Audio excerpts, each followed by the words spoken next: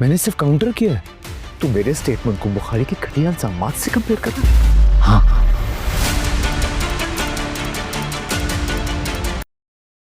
Drama serial case number 9 के आने वाली एपिसोड में आप देखेंगे कि वकील बुखारी रोहित से बहुत ही सख्त सवालात करता है।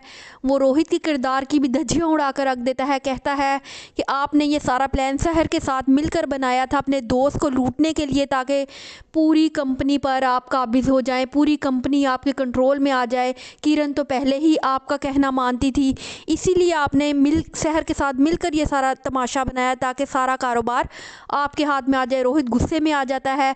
वो कहता है आपके पास कोई सबूत है इसका तो बताएं। तो वो कहते हैं सबूत है आपकी बीवी।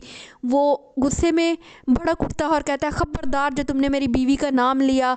तो जज साहब रोहित को वार्निंग देते हैं कि अदालत में अपने अल्फाज का चुनाव सोच समझ कर कीजिए। बुखारी अब बहुत ही नए तमाशे शुरू कर देता है। कामरान बहुत खुश हो रहा होता है, उसे सिर्फ अपनी जान बचानी है हर सूरत में। रोहित सहर से कहता है सहर मैंने अपनी पूरी कोशिश की है। सहर कहती है कि बहुत शुक्रिया, आपने अपनी हर कोशिश की है।